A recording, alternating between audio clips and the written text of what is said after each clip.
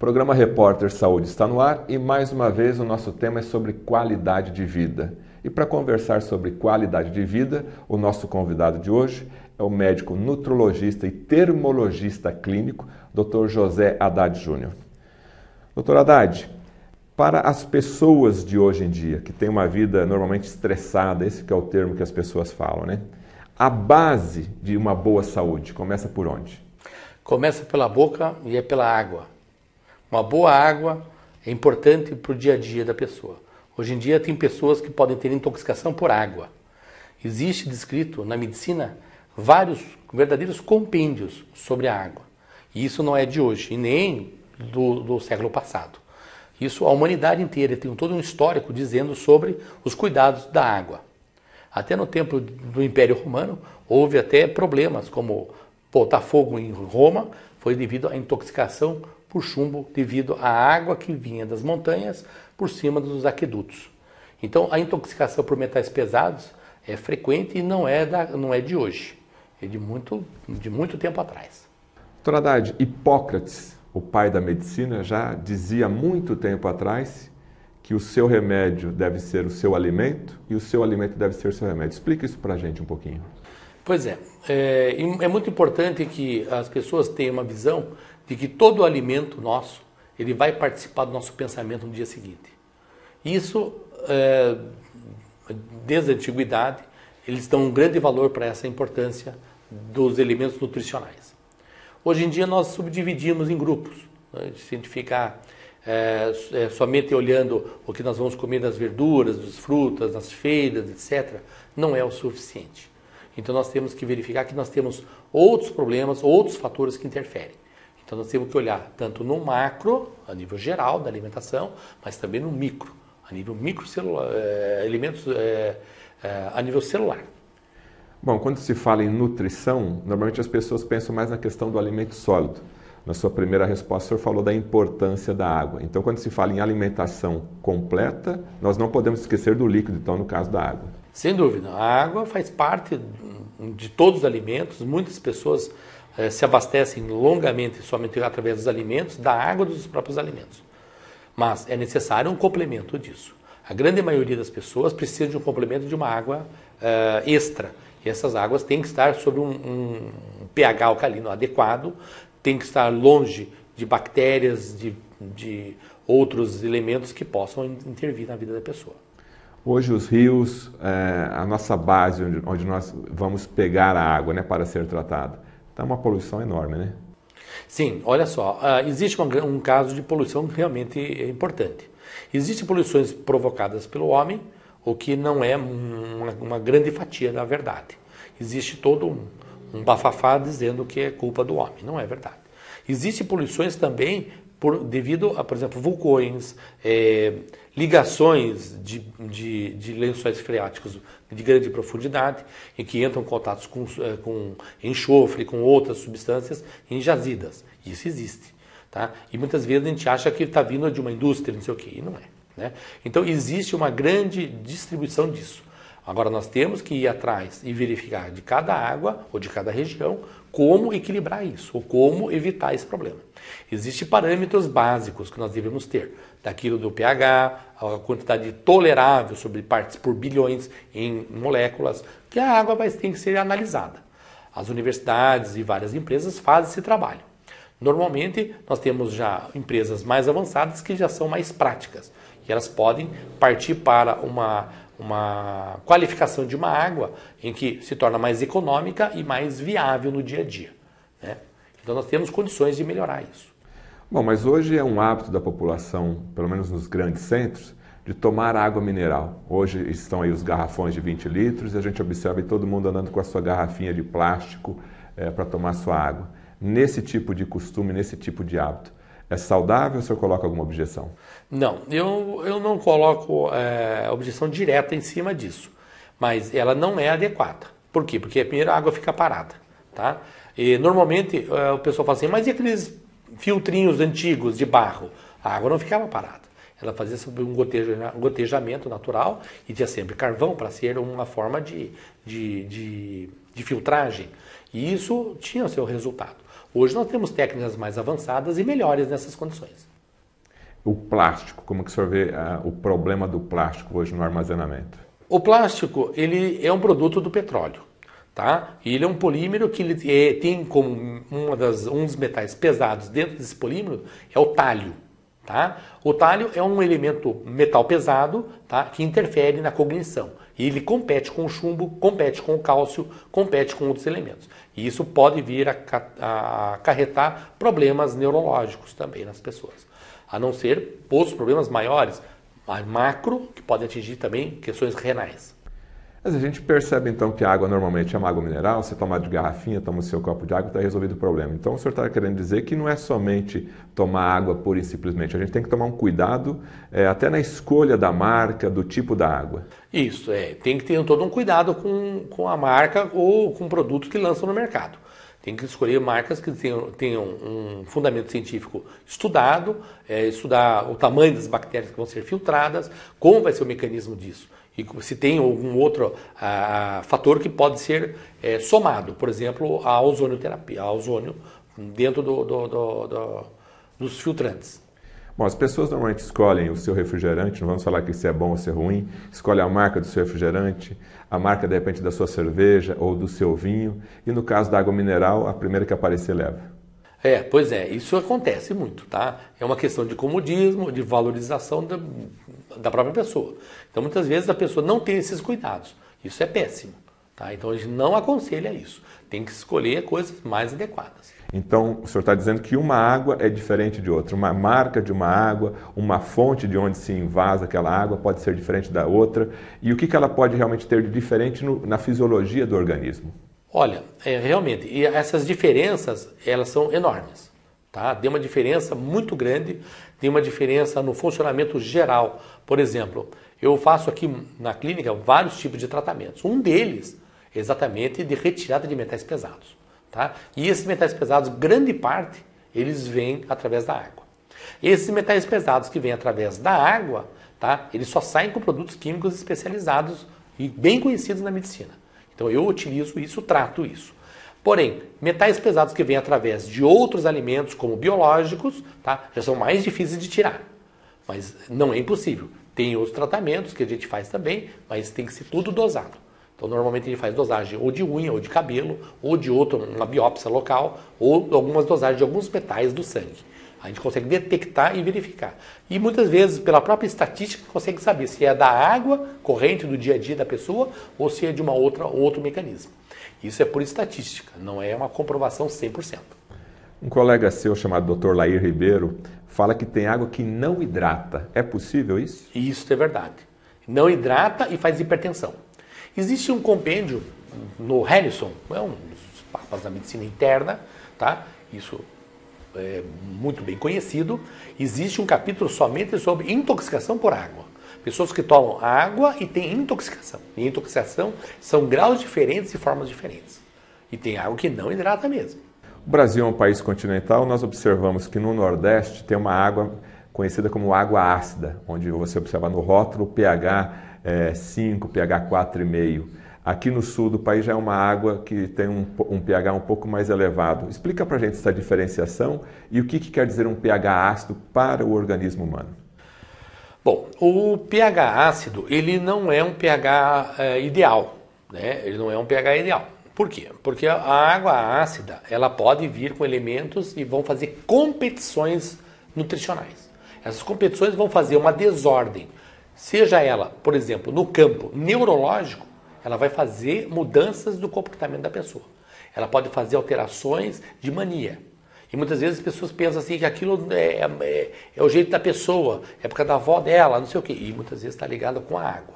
Muitas vezes nós utilizando outros elementos para mudar o pH do sangue, modifica-se o comportamento da pessoa. Isso existe. Tá? Muita gente fala assim, mas isso aí no dia a dia isso não aparece. Não aparece porque eles não olham com lupa. Eles olham somente uma coisa superficial, mas isso dá uma diferença. Já essas águas ácidas do Nordeste ou de algumas outras regiões, aqui no Sul também tem um pouco. E essas águas, elas não são adequadas. Isso vai ter problemas com isso. Entendeu? Já uma água mais próxima de 7, 7,2, 7,1, um pH levemente alcalino, já começa a melhorar próximo do fisiológico. Tá? Uma água mais alcalina, ela vai facilitar outras reações no organismo, também facilitando a recuperação das pessoas.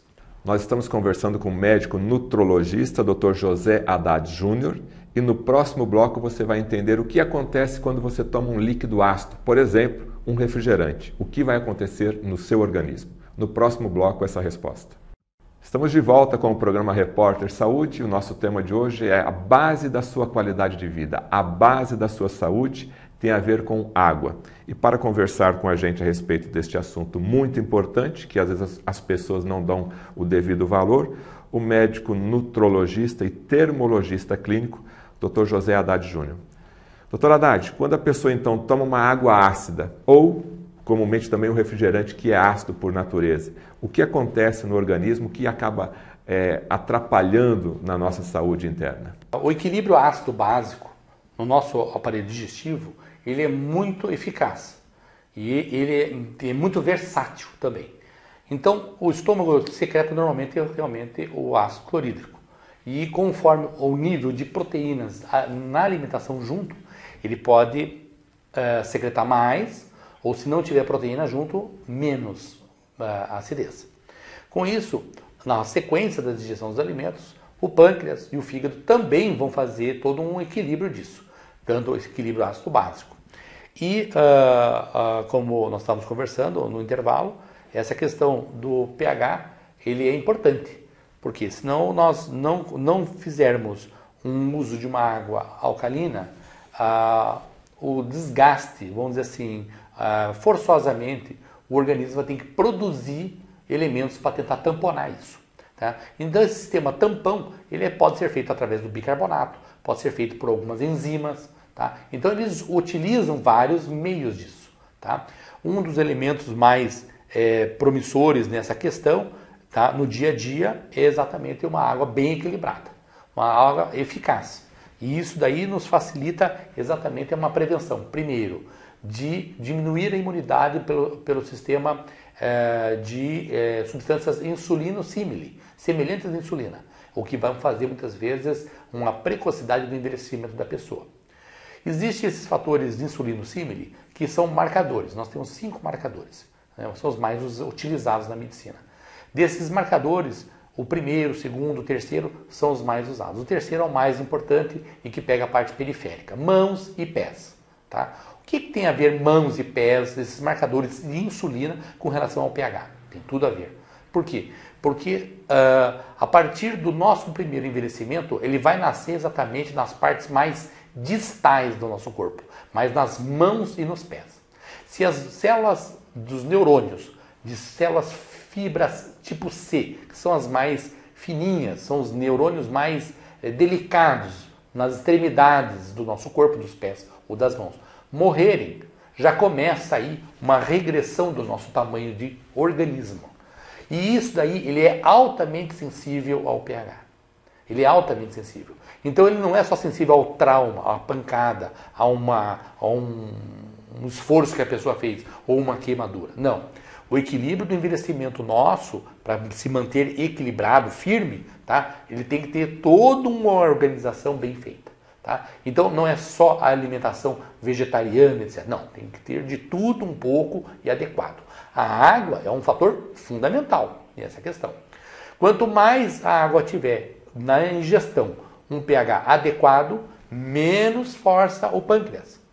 Consequentemente, os minerais mais utilizados para a formação de insulina, como por exemplo o cromo, ele vai deixar de ser absorvido em outros sistemas, como no rim ou como no sono, e a pessoa começa a ter um sono melhor.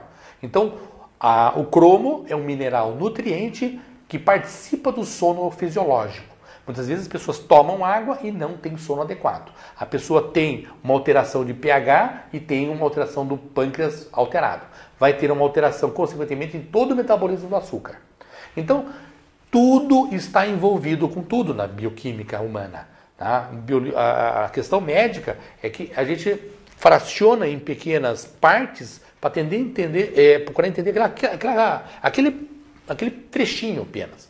Mas na verdade o sono está ligado com o açúcar, ligado com o cromo, ligado com o pH, ligado com a água, com tudo. Está tudo interligado. Está tudo interligado. Então fica manco eu dizer para você se a água fica somente ligada ao pH de acordo com o fator de bicarbonato, acidez do estômago. Não, tem mais coisas que envolvem. Tá? Então, quando nós começamos a equilibrar a pessoa, verificar processos inflamatórios, verificar a exigência daquilo, capacidade respiratória, porque nós produzimos também todo um equilíbrio ácido básico sanguíneo a partir da respiração também. Então a própria respiração também ajuda os rins e ajuda o pâncreas. Então você veja que é todo um equilíbrio. Tá? Então, no caso, a água, se ela estiver dentro de um equilíbrio, até a água sanguínea, que está dentro do plasma sanguíneo, também vai auxiliar na capacidade respiratória. Então, muda-se a capacidade de força física, muda a capacidade de resistência. A pessoa andava só uma quadra, hoje anda 2, 3 quadras a mais. Então, no caso, a questão da purificação sanguínea não depende só de máquinas como o rim, tá, extracorporal, que é a hemodiálise. Tá? Não, o hemodiálise é um rim, vamos dizer assim, que auxilia, é benefício para os pacientes em estados terminais, em que um rim não está mais funcionante, não tem mais rim para a pessoa. Então é preferível usar a hemodiálise. Agora, no meu caso, que eu faço já tratamentos nutricionais, verifico o centro nuclear da célula, verifico qual é a capacidade de energia que a pessoa tem, verificar qual é a velocidade que entra combustível e sai combustível do corpo da pessoa, aquilo que tem necessidade de atividade. Então, conforme a necessidade que a pessoa põe, nós colocamos para ela, ela vai ter uma resposta melhor, mais positiva. Bom, pela sua resposta, então o pH é um fator fundamental na base da saúde humana. Ela é fundamental, sem dúvida. E ela é importante que seja bem equilibrado nisso. E o corpo fica constantemente tentando manter esse equilíbrio. Sempre lutando. Você come um churrasco na noite anterior, ele passou a noite trabalhando, tentando equilibrar tudo aquilo. Se você come pizza ontem à noite, é outra situação. Então tem que ter um equilíbrio para isso, tem que ter uns certos cuidados. As pessoas não podem comer assim, torta direita, beberem qualquer coisa, etc. Até na cerveja, como por exemplo, por que tem diferença nos sabores das cervejas? É água. E todo mundo já sabe que o segredo da cerveja é água. Né? Então, independente de fazer uma cerveja de trigo, ou de cevada, ou de lúpulo, ou de malte puro, não sei o quê, entendeu? A água é um dos maiores segredos. E todo mundo sabe disso. Bom, o corpo humano é formado por, em média, 60% a 70% de água, é isso? 60% de água, sim. Então está aí a importância da água. Exatamente, sem dúvida nenhuma. Isso é fundamental. E o plasma também, a base dele é a água, o cérebro também parece que 80% é de água. Exatamente, bastante. A água realmente ela tem uma entrada e saída realmente importante, não é pequena não, tá? É muito grande. E isso daí vai depender de um dos fatores principais e mais estudados na medicina, tá? São chamadas membranas, tá? As membranas celulares, hoje em dia, é uma das especialidades mais vanguarda na medicina no mundo hoje, tá? Seja em qualquer campo, seja na neurologia, na oftalmo, na cardiologia, na nefro, o que se estuda de mais vanguarda na humanidade hoje em medicina é membranas. E nas membranas estão intimamente ligadas com a água. E todo alimento que você, através da alimentação, da sua refeição, tanto da água como de um alimento sólido também, após a digestão vai sobrar um resíduo, vai sobrar um lixo. Esse lixo normalmente é um lixo ácido. Isso, exatamente. Exatamente. Aí que está. O rim vai tentar botar tudo isso para fora, tá? O próprio intestino também vai tentar evitar com que isso seja absorvido, tá? Através dos resíduos alimentares. Isso tudo é devido a substâncias ácidas. E aí vai sobrar aí que forma o radical livre, que começa o processo de envelhecimento?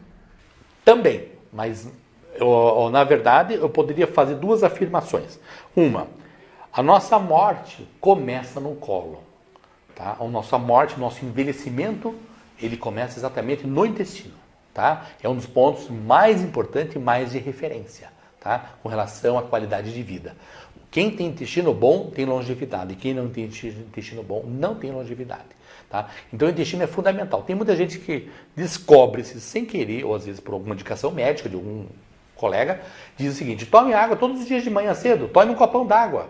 Um fala até para inventar água morna, eu acho meio difícil, mas tem gente que toma e realmente depois o intestino funciona melhor. Por quê? Porque você está oferecendo uma água, tá? no aporte gastrointestinal. Aquilo entra e vai ser utilizado.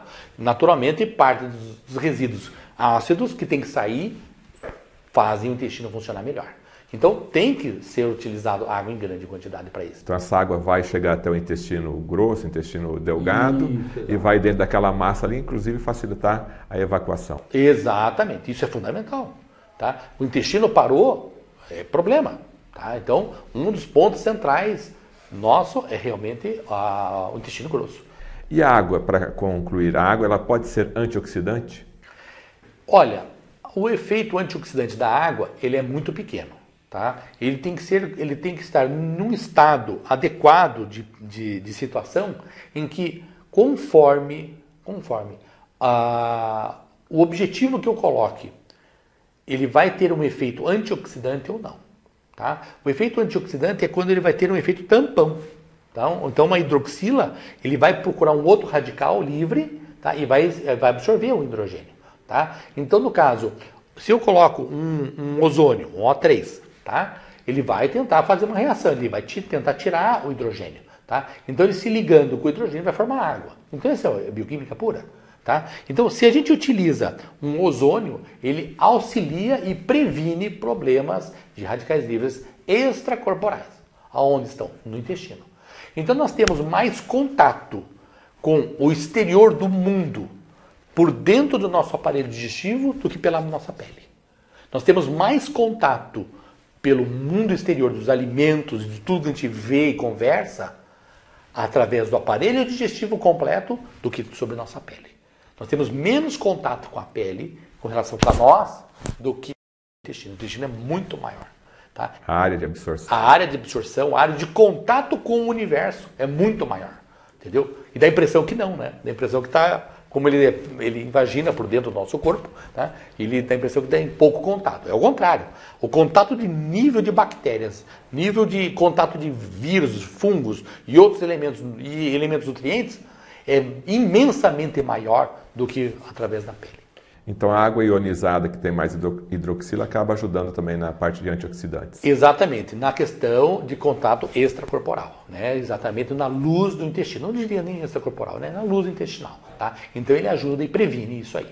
Tenho certeza que você não sabia da importância da água que você bebe no seu dia a dia.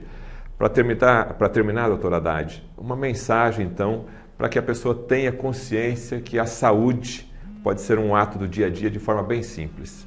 Bem, eu aconselho um cuidado e um equilíbrio no dia a dia de alimentação, uma alimentação vegetariana de 90%, utilizações de carnes apenas em torno de 10% no dia a dia.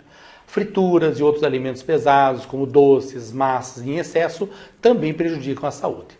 A água e os líquidos em geral são necessários e exclusivos, isso não pode deixar de faltar. Então esse equilíbrio é necessário. Agora, águas de primeira qualidade, realmente nós temos poucas e nós podemos ter isso dentro da nossa casa.